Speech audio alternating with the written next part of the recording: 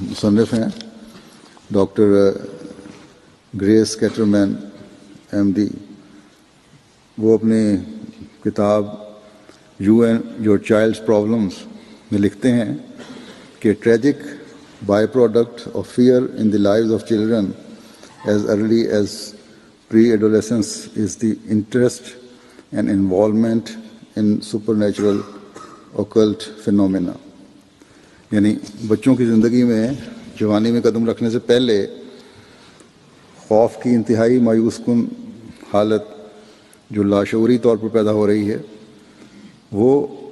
مافوق الفطرت چیزوں میں دلچسپی اور ملوث ہونے کی وجہ سے جو ٹین ایج سے پہلے وہ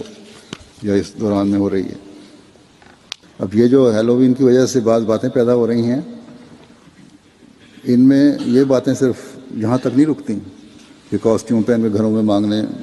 چلے گئے، بلکہ بعض بڑے بچے پھر زبردستی خوفزدہ کرنے کی کوشش بھی کرتے ہیں گھر والوں کو، اور دوسری باتوں میں ملوث ہو جاتے ہیں، جرموں میں بھی.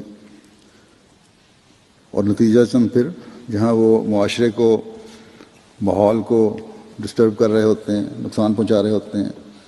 ماں باپ کے لیے بھی درد سر بن جاتے ہیں، اپنی زندگی بھی برباد کر لیتے ہیں. اس لیے میں پھر احمدیوں سے کہتا ہوں کہ ان باتوں سے بہت زیادہ بچنے کی ضرورت ہے. احمدی بچوں اور بڑوں کا کام ہے کہ خدا تعالیٰ سے تعلق بڑھائیں،